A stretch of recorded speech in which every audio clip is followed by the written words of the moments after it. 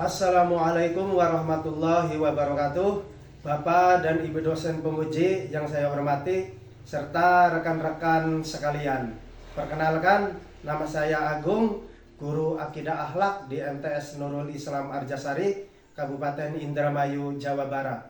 Sekaligus pada saat ini saya adalah mahasiswa PPG dalam jabatan Akidah Akhlak Batch 2 tahun 2025 di LPTK UIN Syekh M. Jamil Jambek Bukit Tinggi, Sumatera Barat dengan NIM 211250033. Saat ini saya akan berbagi video praktek mengajar uji kinerja dengan nomor daftar ujian 20254339984 dengan materi mukjizat dan kejadian luar biasa lainnya, materi kelas 8 dengan model pembelajaran PBL atau Problem Based Learning.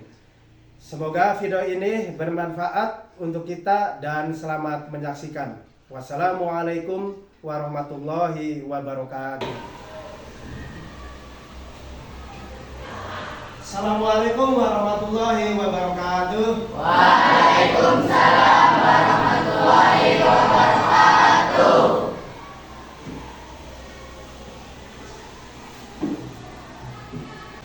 Baiklah anak-anakku ya, seperti biasa sebelum memulai pelajaran kita untuk berdoa bersama-sama dulu. Supaya apa? Supaya ilmu yang kita serap, ilmu yang kita dapat hari ini bisa menjadi barokah dan menjadi tuntunan hidup untuk kalian di masa depan. Itu mangga silakan ya, ketua kelas untuk memimpin doa dulu. Silakan. Ya, berdoa mulai.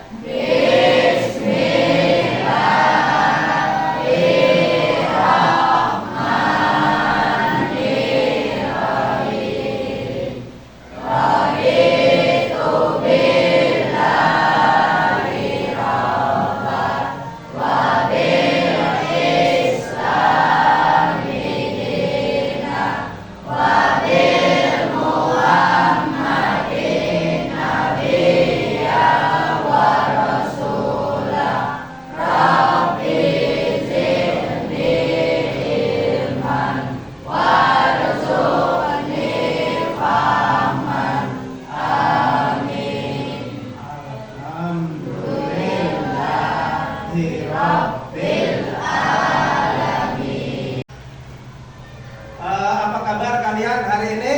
Baik. Semangat. Alhamdulillah. Alhamdulillah ya, kalian hari ini masih diberikan kesehatan lahir dan batin, sehingga kalian masih bisa untuk berangkat ke sekolah hari ini. Dan khususnya alhamdulillah kalian bisa hadir di kelas ini untuk mengikuti pelajaran Bapak, yaitu Akidah Akhlak.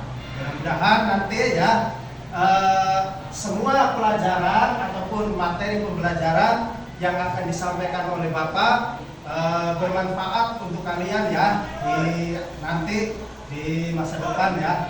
Nah, untuk itu tetap semangat dan tetap terus bersemangat untuk belajar ya. Anak-anakku yang Bapak cintai ya, seperti biasa untuk memulai pelajaran ini Bapak akan mengajukan pertanyaan sebagai permulaan. Dan pertanyaannya masih sekitar ini ya, mukjizat dan kejadian luar biasa lainnya. Apa kalian yang diketahui apa yang kalian ketahui mukjizat itu ya? Siapa yang bisa? Saya, Pak. Ya, silakan Tika. Mukjizat adalah peristiwa yang luar biasa yang terjadi pada diri Nabi dan Rasul sebagai bukti kenabiannya dan tidak dapat ditiru oleh siapapun dan atas kehendak Allah. Ya, betul ya. Itu adalah pengertian dari mukjizat. Mukjizat adalah sesuatu kejadian atau peristiwa yang luar biasa atas kehendak Allah ya pada diri Nabi dan Rasul, atas kehendak Allah, sehingga hal itu atau mukjizat itu menjadi tanda bahwa beliau atau dia adalah seorang nabi. Dan begitu pun dengan nabi-nabi yang lainnya. Seperti ya, coba kalian siapa yang tahu nabi-nabi siapa saja yang mendapat mukjizat, dan coba sebutkan mukjizatnya. Siapa, ayo?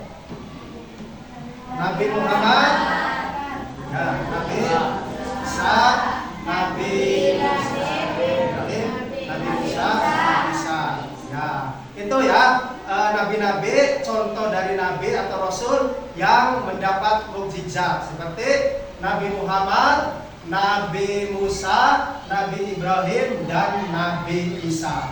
Dan coba kalian sebutkan mukjizatnya dari Nabi Muhammad. Apa?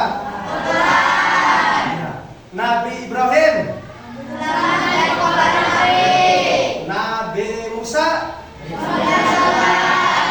Dan terakhir Nabi Isa.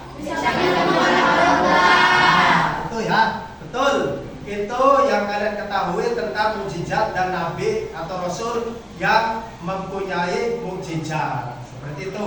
Dan seperti kalian ketahui, kalau mukjizat itu ya khusus untuk para nabi dan rasul.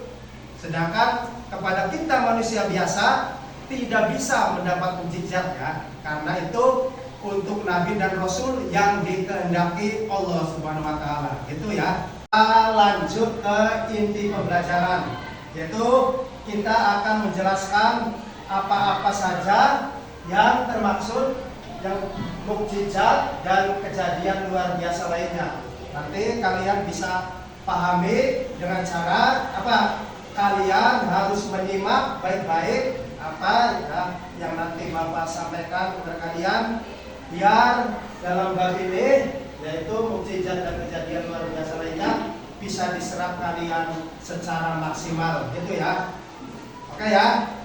Nah, terus ini langsung saja yang pertama, yaitu mukjizat, karomah, irhas, dan maunah. Itu yang akan kita perjelas atau dijelaskan ya.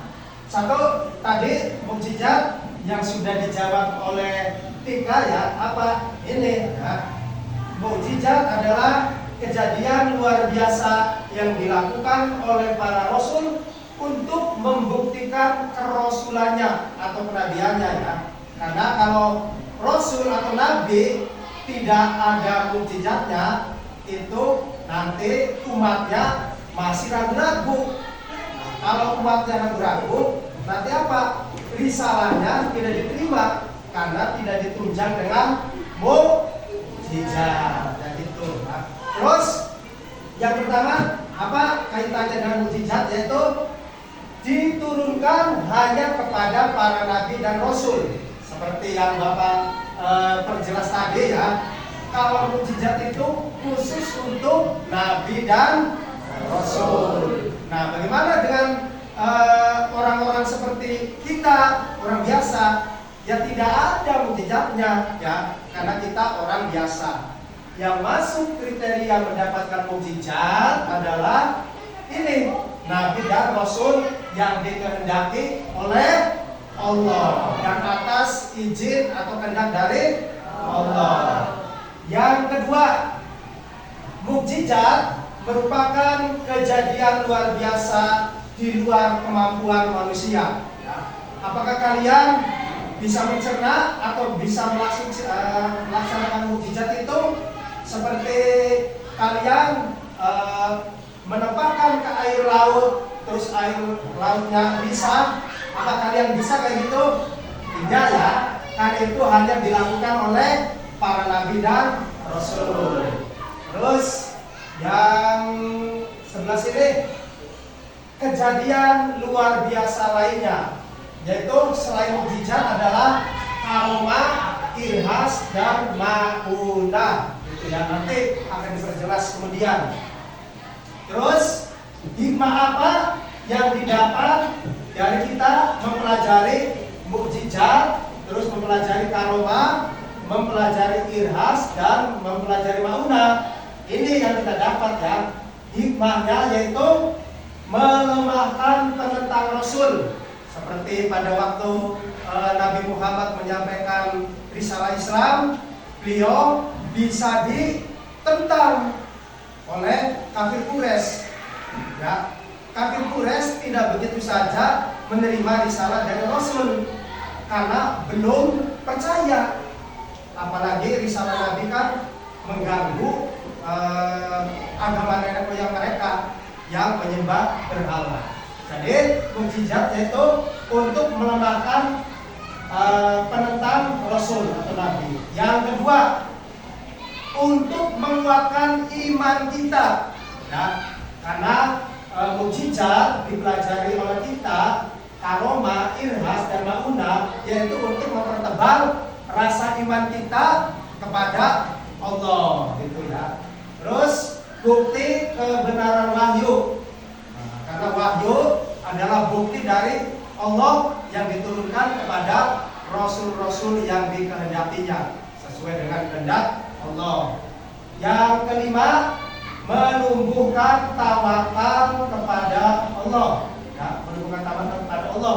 Kita selama menjelaskan mukjizat dan diserap oleh kalian itu untuk menumbuhkan rasa tawakal kita. 6. Keyakinan pertolongan Allah. Karena mukjizat adalah suatu pertolongan dari Allah untuk membantu para rasul yang diutusnya supaya bisa dapat menyampaikan risalah yang dibawakan oleh Nabi atas kehendak Allah. Terus yang terakhir, sebagai pelajaran dan peringatan bagi umat manusia. Mukjizat bisa dipelajari untuk kita supaya sebagai peringatan bagi kita semua sebagai manusia. Itu ya, paham ya? Paham. Terus yang meningkat yang kedua. Oke. Pengertian mukjizat seperti yang tadi sudah dijawab ya oleh Tika, bahwa mukjizat itu secara bahasa artinya sesuatu yang melemahkan atau mengalahkan secara bahasa ya. Dan maknanya atau istilahnya adalah peristiwa luar biasa yang terjadi pada diri Nabi dan Rasul sebagai bukti kenabiannya dan tidak dapat ditiru oleh siapapun termasuk kita, karena kita adalah manusia biasa. Jadi tidak bisa kita meniru mukjizat dari Nabi dan Rasul. Seperti itu ya. Kalau kita bisa meniru seperti Nabi Ibrahim yang dibakar dengan api, tetapi apinya itu terasa dingin di tubuh Nabi Ibrahim, itu adalah mukjizat.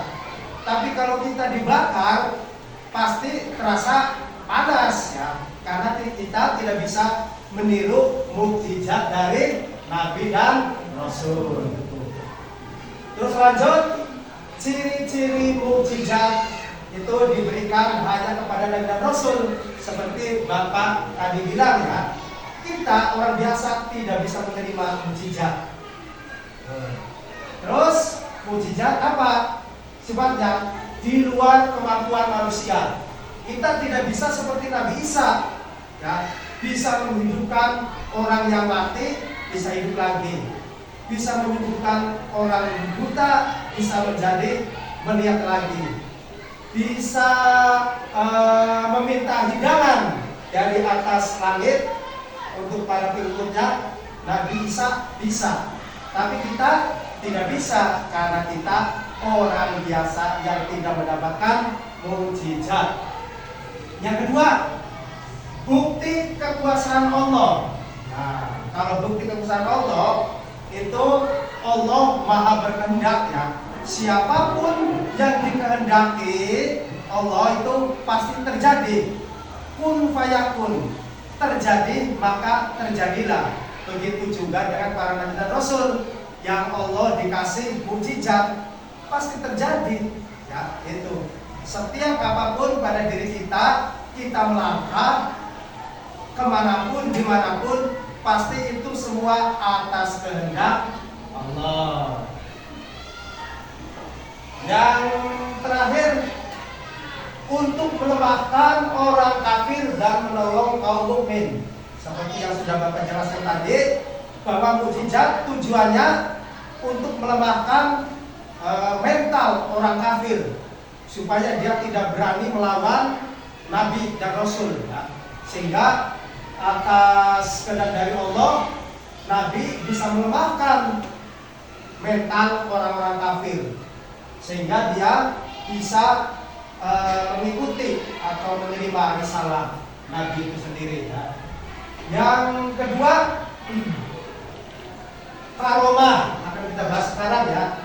Karomah adalah kejadian luar biasa yang dianugerahkan Allah kepada orang yang saleh atau yang disebut kita waliullah, yaitu orang-orang saleh yang taat dan beriman kuat.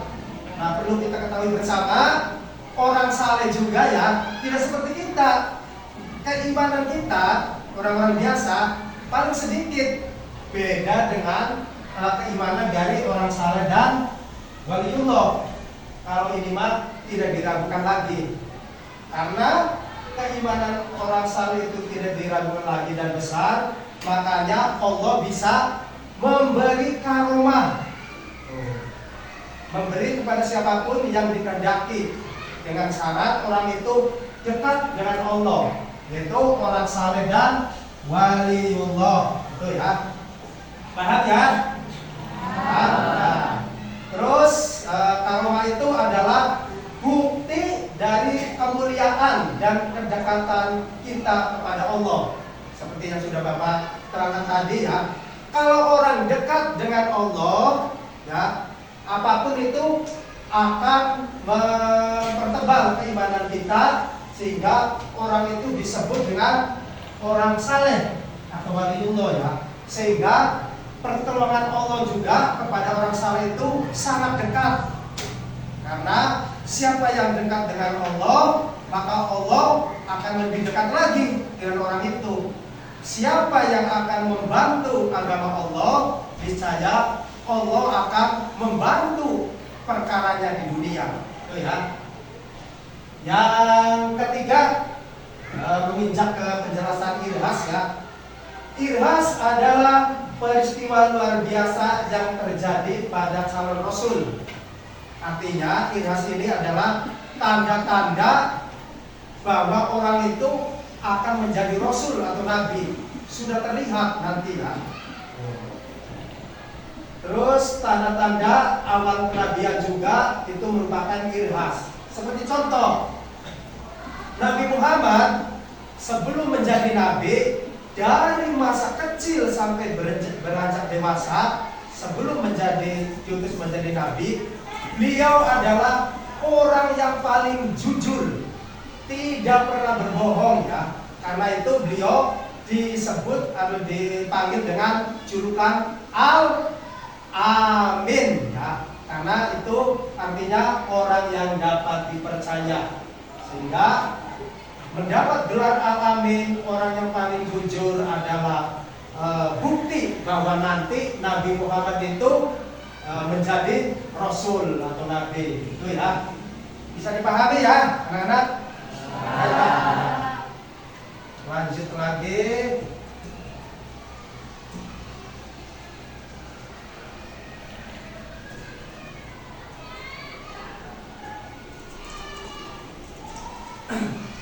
Yang terakhir pembahasan kita adalah ma'unah. Ma'unah adalah pertolongan luar biasa dari Allah kepada orang mukmin, ya, yang dikehendaki oleh Allah untuk mengatasi kesulitan di dunia. Seperti tadi, kalau kita bertakwa kepada Allah, kalau kita beriman kepada Allah, ya, niscaya kita dekat dengan Allah, maka Allah otomatis akan dekat dengan kita. Nah, apabila orang tersebut sudah dekat dengan Allah, apa yang kita minta, apa yang kita doakan, niscaya Allah akan memberikan apa yang kita minta. Tuh. Terus terjadi, makna terjadi pada kita. Karena apa? Karena keimanan dan doa yang tulus. Siapa yang pernah berdoa tidak tulus, ya, kalau berdoa itu harus tulus sesuai dengan kemauan kita. Tidak ada embel-embel yang lain kecuali kita mengharap atau meminta kepada Allah, gitu ya. Terus yang terakhir, dalil nakli dan contohnya. Seperti yang kalian sudah tadi dijawab ya. Nabi-nabi siapa yang mendapat mukjizat? Nanti ini akan kita bahas kembali. Satu, mukjizat dari Nabi Ibrahim, yaitu apa tadi? Selamat dari kobaran api ya. Karena apa? Walaupun api berkobar-kobar atas kehendak Allah, dikasih mukjizat ya, Nabi Ibrahim tidak mempan apa-apa terhadap api. Malah api pada tubuh Nabi Ibrahim terasa dingin, tidak terasa panas ya.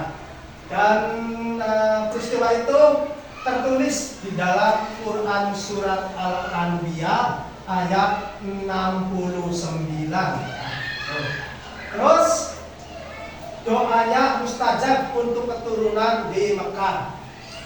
Ketika Nabi Ibrahim bertempat tinggal di padang yang tandus, otomatis padang yang tandus adalah tidak bisa menghasilkan apa-apa ya, karena kering, tidak bisa menghasilkan tanaman, buah-buahan, sayur-sayuran, tidak bisa. Nah, ketika itu juga Nabi Ibrahim meminta atau memohon kepada Allah, ya Allah, mudah-mudahan nanti keturunanku di sini ya di padang tandus nanti bisa memohon kepada Allah, bisa diberikan keberkahan, bisa diberikan kesuburan, sehingga keturunannya bisa menikmati apa yang dinikmati di tempat tinggalnya. Terus dalil nakli dan contoh mukjizat kepada Nabi Musa, yaitu tongkat berubah menjadi ular. Ketika itu ya penyihir-penyihir dari musuh Nabi Musa menyewa penyihir untuk memberikan tandingan kepada Nabi Musa dengan memberikan sihir berupa ular.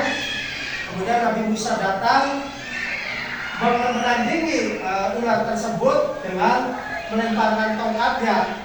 Seketika itu juga atas izin Allah ya, mukjizat Nabi Musa ini, tongkatnya menjadi ular yang besar sehingga bisa mengalahkan sekaligus memakan ular-ular tukang sihir itu tadi. Nah, sehingga para penyihir dan musuh Islam takluk dibuatnya dari Nabi Musa. Terus yang tidak kalah hebatnya adalah mukjizat Nabi Musa, yaitu Laut Merah terbelah ya. Seperti ceritanya itu ditulis di dalam Quran surat Toha ayat 19 sampai 21. Ketika Nabi Musa dikejar oleh Fir'aun dan tentaranya, ketika itu buntu mau lewat mana, datang perintah Allah ya, mukjizat Allah, yaitu memerintahkan Nabi Musa supaya meletakkan atau menyabat permukaan air laut yang terletak di Laut Merah itu. Seketika itu juga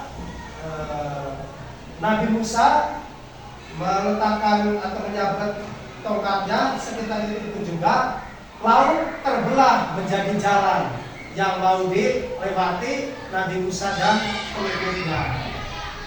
Ketika Nabi Musa sampai di tengah, baru tentara Fir'aun dan Raja Fir'aun masuk mengikuti karena mereka akan mengejar ya. Nah, setelah Nabi Musa sampai ke daratan, seketika itu juga atas izin Allah, mukjizat dari Nabi Musa, laut menutup kembali ya. Seketika itu juga seluruh pasukan Fir'aun dan Raja Fir'aun yang mati tenggelam di laut ya. Itu merupakan contoh yang nyata mukjizat yang terjadi pada Nabi Musa ya. Terus kepada sekarang kita yang terakhir ya, penyempurna ajaran-ajaran terdahulu. Nabi Musa, Nabi Muhammad, seperti yang kalian jawab tadi, mukjizatnya apa? Nabi Muhammad Al-Quran ya, seperti yang tertulis dalam Quran surat An-Nisa ayat 174. Al-Quran adalah nabi mukjizat Nabi Muhammad yang terbesar, karena dari mulai Nabi Muhammad diutus sampai sekarang kita masih menggunakan Al-Quran sebagai pedoman umat Islam ya. Karena itu merupakan mukjizat terbesar, karena dari waktu zaman Nabi Muhammad sampai sekarang masih kita jadikan pedoman. Contoh, kalau yang siswa laki-laki kalian dihitan karena adalah dari Al-Quran, diwajibkan untuk menuntut ilmu kalian ya, sehingga kalian bisa sekolah, itu adalah perintah dari Al-Quran. Menghormati orang tua, menghormati guru adalah perintah dari Al-Quran. Makanya Al-Quran dijadikan mukjizat yang terbesar, karena sampai pada saat ini juga kita sebagai muslim masih dan terus untuk dijadikan pedoman hidup umat Islam. Terus yang kedua, Isra Mi'raj, yaitu apa? Yang kalian ketahui adalah perjalanan Nabi Muhammad dari Mekah menuju Masjidil Al-Aqsa. Dari Masjidil Al-Aqsa menuju mana? Langit atau ke Sidratul Muntaha untuk bertemu dengan Allah dengan menerima risalah berupa sholat 5 waktu. Makanya Isra Mi'raj adalah merupakan mukjizat dari Nabi Muhammad yang besar. Terus Nabi Muhammad juga diturunkan mukjizat dari Allah, yaitu untuk membelah bulan. Terus air keluar dari jari-jarinya, air minum ya. Terus mengetahui hal gaib mengenai membelah bulan. Suatu saat, suatu ketika, kafir tidak percaya bahwa Nabi Muhammad itu Nabi dan Rasul, sehingga kata kafir itu, coba Nabi Muhammad, kalau kamu adalah utusan Allah, coba buktikan bulan dibelah supaya kita dapat percaya. Sekitar itu juga Nabi Muhammad meminta kepada Allah, berdoa supaya dapat membelah bulan. Seketika itu juga bulan bisa terbelah, sehingga orang-orang kafir tadi terbelalak ya, jatuh mental, dan akhirnya masuk menjadi pengikut Nabi, menjadi orang Islam. Terus karomah, yaitu apa? Sesuatu kejadian yang terjadi pada orang-orang yang dikehendaki ya, orang mukmin yang dikehendaki Allah, seperti Ashabul Kahfi yang tidur selama 309 tahun. Kalian harus percaya ya, yaitu soal Ashabul Kahfi yang tidur 309 tahun. Ceritanya dikejar-kejar oleh penguasa yang dolim, yang berdosa ya, karena Ashabul Kahfi adalah orang mukmin yang taat beragama, sehingga dikejar-kejar, bersembunyi di gua dan tertidur selama 390 tahun. Sesudah tertidur 309 tahun, mereka bangun lagi, otomatis dunianya sudah berubah ya. Itu karena karomah Allah kepada orang mukmin yang dikehendaki. Terus yang satu lagi, Raja Zulkarnain dikehendaki oleh Allah mendapatkan kekuasaan dan petunjuk, juga mendapatkan raja yang bijaksana, raja yang adil, raja yang berkuasa. Karena itu Zulkarnain dikehendaki, karena beliau adalah orang yang bertakwa dan selalu istiqomah menjalankan perintah Allah. Yang ketiga, irhas. Nah, irhas yaitu tanda-tanda sebelum menjadi seorang rasul dan nabi. Seperti bayi Isa berbicara. Ya, Nabi Isa waktu bayi bisa berbicara karena membela ibunya yang dianggap berzina, karena Nabi Isa lahir tanpa ayah, ya, atas kuasa Allah. Tetapi Tetapi Siti Maryam tidak melakukan berzina karena itu adalah kehendak Allah.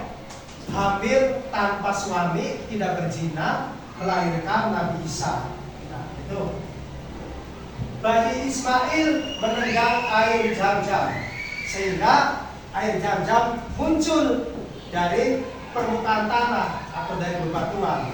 Dan faktanya bisa dilihat sampai sekarang air Zam-Zam masih mengalir dengan derasnya, ya, seperti yang berada di Mekah, di Ka'bah itu, ya.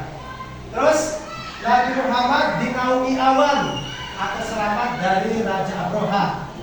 Waktu Nabi Muhammad kecil berdagang dengan pamannya, berjalan di gurun yang sangat panas dan sangat tandus.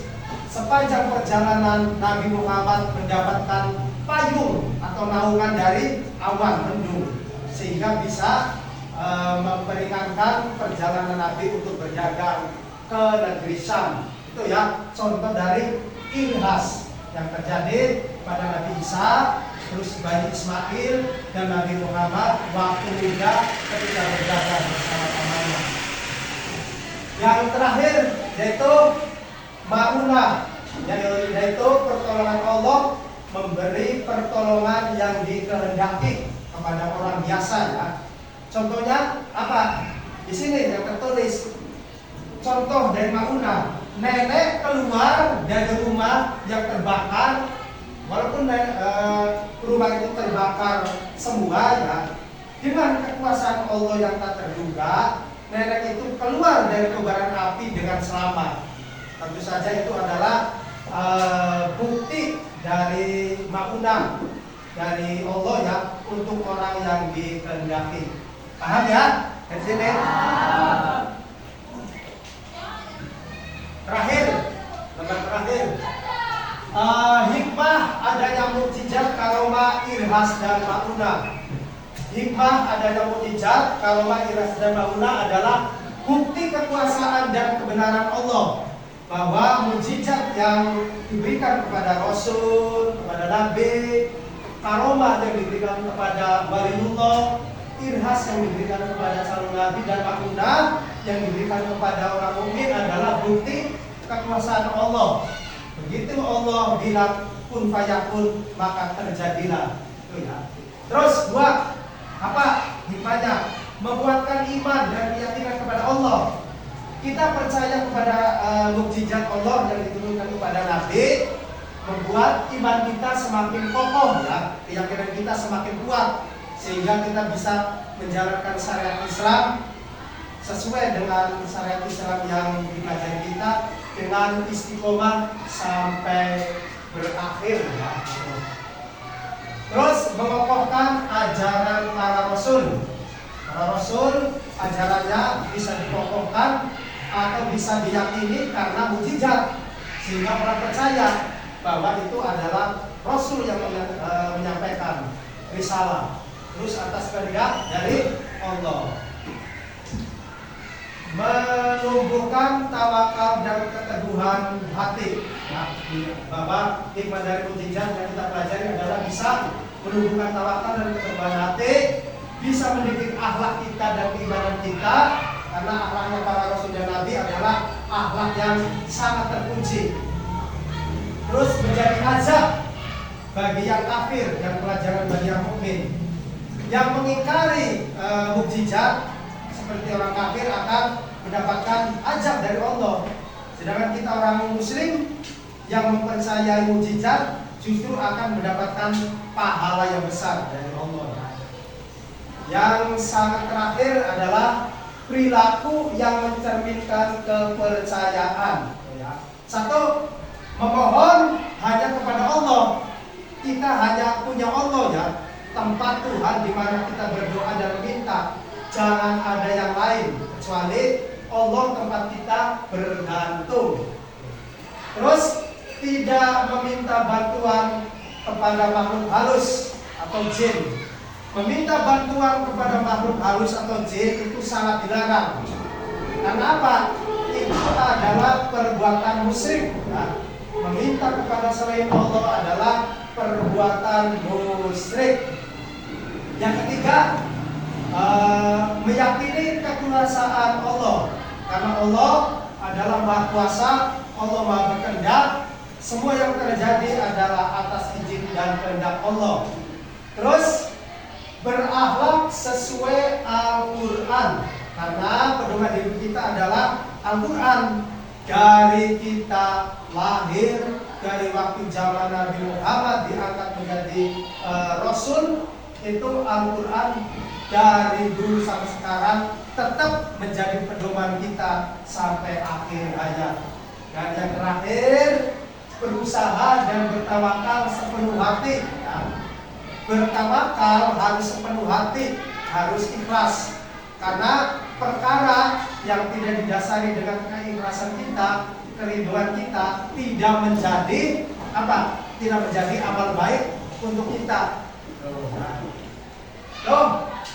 Coba seluruh materi yang sudah Bapak berikan, ya, kalian paham semua ya? Paham? Paham. Insyaallah. Dan untuk sementara itu saja yang Bapak terangkan. Nanti kita akan membagikan LKS untuk kalian diskusikan bersama teman kalian ya. Dan nanti akan Bapak bagikan, terus dipelajari, didiskusikan, dan nanti langsung kalau sudah selesai dikumpulkan, gitu ya. Oke. Anak-anak sekalian yang Bapak banggakan, ini adalah LKS ya untuk kalian kerjakan. Nanti per meja kalian berdiskusi dengan teman-teman, dimusyawarahkan, dijawab semua soal yang ada di sini, baik pilihan ganda atau esai ya. Nanti Bapak bagikan. Setelah selesai nanti akan Bapak ambil kembali untuk Bapak nilai ya. Silakan dari sini.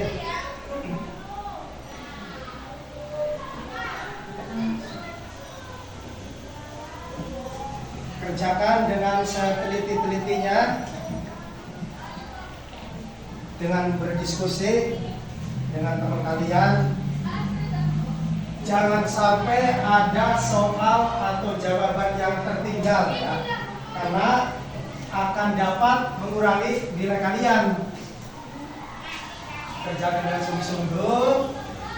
Sebelum mengerjakan, berdoa dulu. Bismillahirrahmanirrahim. Ya. Nanti waktunya kurang lebih setengah jam ya. Sesudah itu waktu selesai akan dikumpulkan oleh Bapak.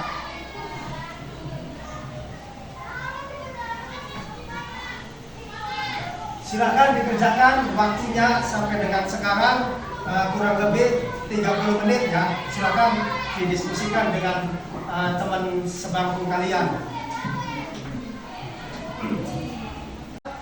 Merefleksikan apa yang sudah kita dapat hari ini pada pembelajaran ini, yaitu satu, apa yang sudah dijelaskan oleh Bapak ya, supaya kita harus meniru sifat-sifat daripada Nabi dan Rasul yang dapat mukjizat seperti keteguhan iman, tawakal kepada Allah ya, istiqomah, terus bersungguh-sungguh dalam mengerjakan sesuatu ya, beriman dan bertakwa selalu ya, sehingga kalian itu semua akan menjadi bekal kalian ya. Karena apa? Nabi dan Rasul itu otomatis sifatnya, kelakuannya sangat mulia sekali, sehingga kita sebagai umatnya dengan mempelajari mukjizatnya, kita harus meniru apa-apa yang dicontohkan oleh Nabi dan Rasul yang tadi kita pelajari ya. Sehingga kalian bisa menerapkan sifat yang mulia itu di lingkungan kalian. Dengan cara apa? Menghormati orang tua ya, menghormati guru, menghormati tetangga di sekitar kalian, dan juga menghormati yang di atas, yang di bawah usia kalian ya. Seperti adik-adik kalian juga harus dihormati. Itu ya refleksinya, harus kita meniru apa-apa yang dilakukan oleh Nabi dan Rasul kita. Karena Rasul dan Nabi itu adalah suri tauladan yang baik. Itu ya, paham ya? Anak-anakku sekalian yang Bapak banggakan, tadi semua ya sudah berjalan. Tadi pembelajaran kita sudah selesai dari awal sampai akhir. Tadi sudah mengerjakan LKS juga ya. Tetap semangat kita menimba ilmu, tetap semangat kita mengerjakan sesuatu yang positif ya. Tetap menghormati orang tua di rumah, tetap selalu menghormati para guru di sekolah ya. Tetap berkepribadian baik selama kita menjalankan tugas-tugas. Itu ya. Anak sekalian, ya, alhamdulillah itu tadi proses pembelajaran kita hari ini ya. Studi dari akidah akhlak yang menerangkan tentang mukjizat dan kejadian luar biasa lainnya ya sudah selesai. Mudah-mudahan apa-apa yang Bapak sampaikan, apa-apa yang Bapak ajarkan untuk hari ini bisa kalian serap ya dengan maksimal, sehingga kalian bisa menambah wawasan dalam berilmu ya. Itu ya. Dan untuk yang terakhir, Bapak terima kasih kepada kalian. Dan terakhir, wassalamualaikum warahmatullahi wabarakatuh. Waalaikumsalam.